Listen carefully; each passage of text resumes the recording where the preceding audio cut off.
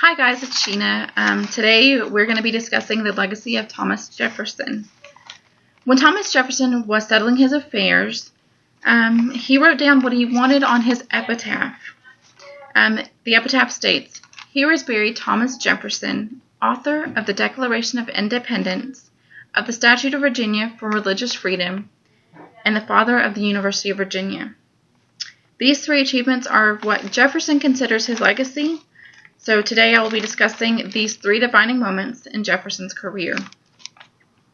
The Declaration of Independence is by far the grandest and the most well-known achievement. In the Declaration, Jefferson explains to King George III why the colonists are separating from England. England has violated the colonists' unalienable rights of life, liberty, and the pursuit of happiness. And Jefferson also says that all men are created equal. When writing the Declaration of Independence, Jefferson draws upon the Virginia Declaration of Rights and the Virginia Constitution as inspiration. The second achievement addressed on his epitaph is he is also the writer of the Statute of Virginia for religious freedom. The statute is divided into three sections. The first is the preamble, which explains the desire and need for religious freedom. The second section, referred to as the operative portion, simply states that no one is obligated to support or attend a specific church or worship a specific religion, and that people cannot be punished for their beliefs. And lastly, that religious beliefs should not affect one's civil duties, and this is where we're going to get the separation of church and state.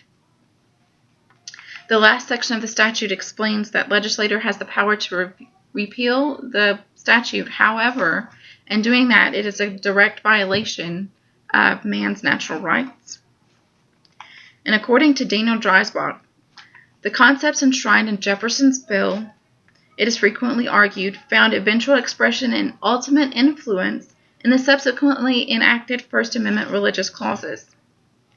Thomas Jefferson himself declares that it is sinful and tyrannical to compel a man to support a religion which he disbelieves and abhors. Something that is interesting to note is Jefferson would only support the United States Constitution if it contained a Bill of Rights, which we know are our first 10 amendments. And the very first one, of course, is going to address the freedom of religion. So there you go. Thank you, Thomas Jefferson. It is also interesting to note that Jefferson's view on slavery, considering the fact that in the Declaration of Independence he does state that all men are created equal. However, we know that slaves during this time period are not considered people, but rather property. His viewpoints on slavery are going to go back and forth throughout his entire life.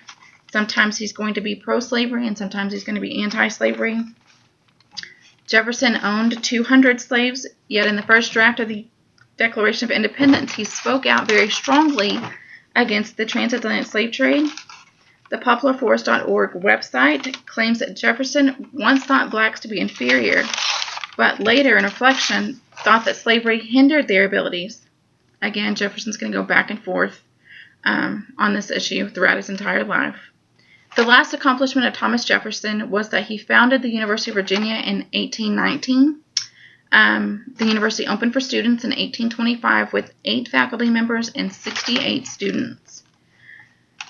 According to the University of Virginia website, Jefferson opposed the granting of degrees on the grounds that they were artificial embellishments.